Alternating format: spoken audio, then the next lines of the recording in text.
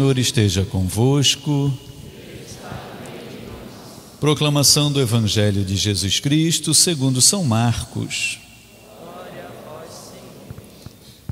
Naquele tempo, Tiago e João, os filhos de Zebedeu, foram a Jesus e lhe disseram: Mestre, queremos que faça por nós o que vamos pedir. Ele perguntou: O que quereis que eu vos faça?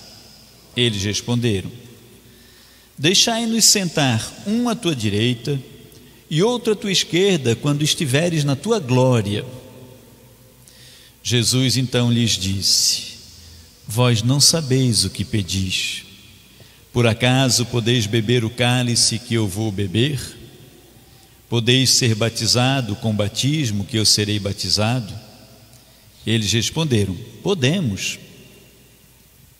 Jesus lhes disse: Vós bebereis o cálice que eu vou beber, sereis batizado com o batismo com que eu devo ser batizado, mas não depende de mim o lugar à minha direita ou à minha esquerda, é para aqueles a quem foi reservado.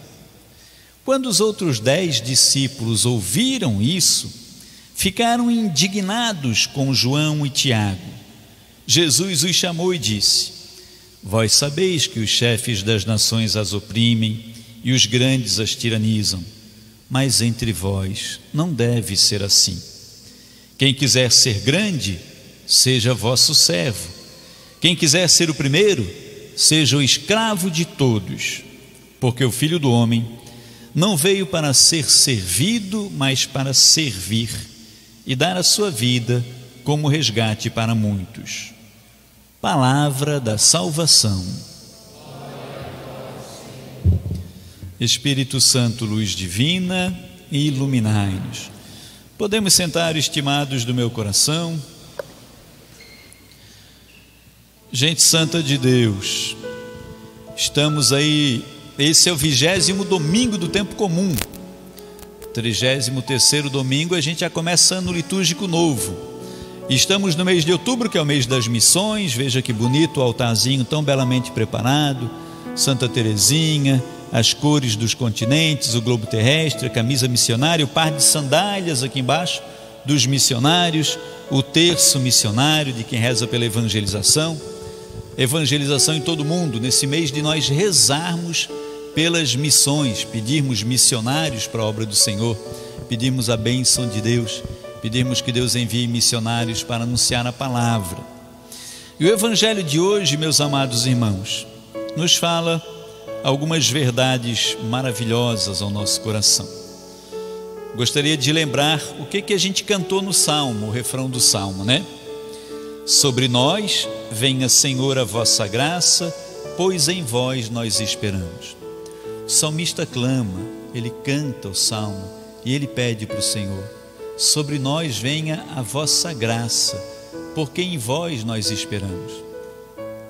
Quando a gente pede bênção de Deus, quando a gente faz uma oração, quando a gente junta as nossas mãozinhas e reza pedindo bênção, é preciso que a gente tenha essa convicção, essa coragem, essa certeza, essa confiança de dizer: pode mandar a tua graça, Senhor, porque eu espero em ti.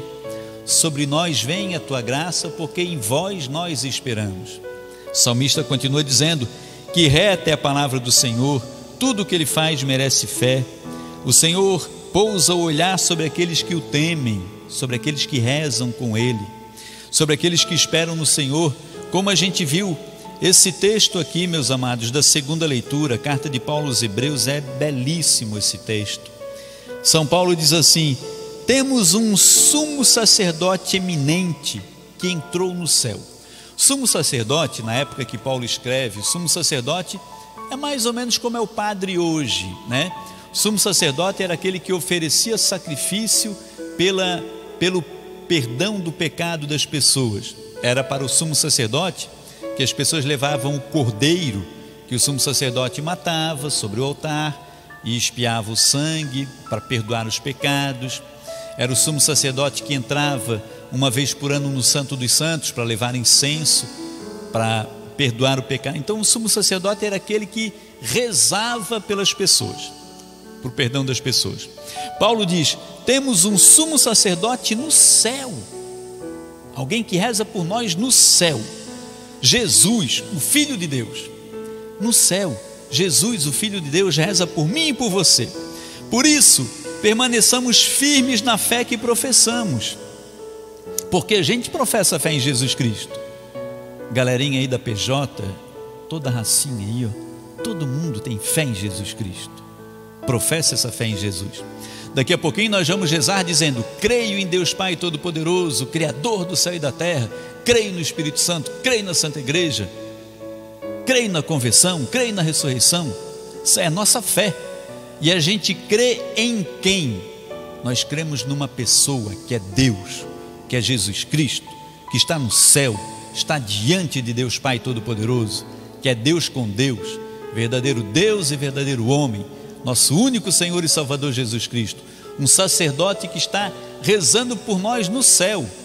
Por isso a gente precisa permanecer firme nessa fé, crendo que Jesus está lá. Permaneçamos firmes nessa fé. Com efeito, esse sumo sacerdote é capaz de compadecer-se das nossas fraquezas. Nós temos um Deus que está no céu, rezando por nós, e que tem uma capacidade de se compadecer das nossas fraquezas, sabe? As nossas dores, as nossas angústias, os nossos traumas, as nossas carências, os nossos sofrimentos. Jesus é capaz de compadecer-se das nossas dores. Sabe qual que é o menor versículo que tem na Bíblia?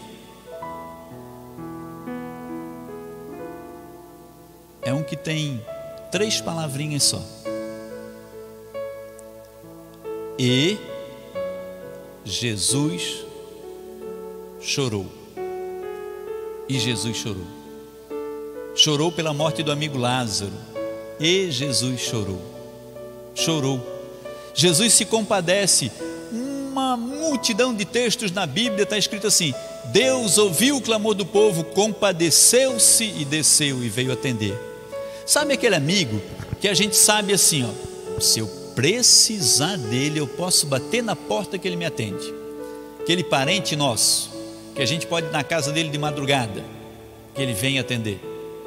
O Nino, que hoje a porta da igreja não fechava, Valdeni chamou o Nino veio rapidinho ali, plainou a porta, já está abrindo e fechando, como nunca na vida. Uma pessoa que tu pode contar a qualquer momento. Sabe essa pessoa? Jesus Cristo. Tu pode contar com ele a qualquer momento, maluco, velho, é só chamar, só juntar as mãozinhas e rezar. E é um Deus que tem capacidade de compadecer-se, de ter compaixão, de chorar com a nossa dor e o nosso sofrimento. Esse é o nosso Senhor Jesus Cristo, pois Ele mesmo foi provado em tudo como nós, exceto no pecado. Ele passou por todo o sofrimento, como a gente viu aqui na primeira leitura, que é do profeta Isaías. O Senhor quis macerá-lo. De manhã, na missa da manhã, eu dizia, quando a gente faz chá e tem que macerar a folhinha do chá, amassar ela, o Senhor quis macerar, amassar Jesus no sofrimento, oferecendo a sua vida em expiação. Por isso o justo fará justo inúmeros homens, porque assumiu sobre si as nossas dores. Mas ele foi macerado, sofreu, levado como ovelha muda para ser tosquiada, e nada falou. Sofreu e foi provado em tudo como nós. Passou por todo o sofrimento, mais sofrimento do que a gente, para ele saber o que é quando a gente reza chorando diante do Senhor. Sabe quando o filho chora e a mãe não vê? Jesus vê, está lá, e a gente pode chorar diante do Senhor, e Ele é capaz de sentir aquilo que a gente sente. Por isso Paulo diz assim, ó: aproximemo-nos então com toda confiança ao trono da graça, para conseguirmos misericórdia e alcançarmos a graça de um auxílio no momento oportuno. Que a gente se aproxime com confiança do Senhor, confiando nesse Senhor que reza por nós, num Deus que dá a vida por nós, num Deus que tu pode chamar a qualquer momento e Ele está lá. Agora olha o que diz São Paulo: aproximemo-nos com confiança desse Senhor, para alcançarmos a graça de um auxílio no momento oportuno. No momento oportuno. quando a gente precisa, quando a gente pede. Nem sempre, meus amados, a gente pede o melhor para nós mesmos. Veja o que diz Jesus Cristo para os discípulos Tiago e João no texto do Evangelho. Tiago e João se aproximaram de Jesus e falaram para Jesus assim: Senhor, queremos que faças por nós o que vamos te pedir. Também eles querem mandar em Jesus, né? Eles já chegam com toda a autoridade. Senhor Jesus, nós queremos que tu faças por nós aquilo que nós vamos te pedir.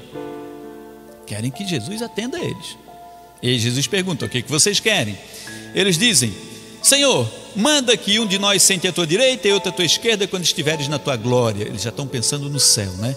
Jesus anuncia a glória, a eternidade. Então, quando tu estiveres na glória, Senhor, eu quero que tu mandes um de nós dois sentar à tua direita e outro dos nós dois sentarmos à tua esquerda. E aí Jesus pergunta para eles. Jesus diz primeiro: vocês não sabem o que estão pedindo. Sabe quando a gente pede coisas para o Senhor que nem sempre é o melhor para a gente? Quando a gente está apaixonado por aquela pessoa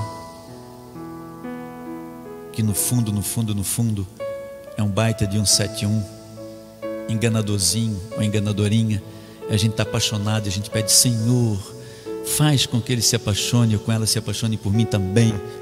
E a gente pensando que é o nosso príncipe, a nossa princesa, e o Senhor sabe que não é. A gente está pedindo uma coisa que a gente acha que é boa, mas o Senhor está sabendo que não é o melhor para a gente. Estava aqui Tiago e João pedindo para ir sentar um da direita e um da esquerda. Aí Jesus pergunta se eles podem beber o cálice que Jesus vai beber.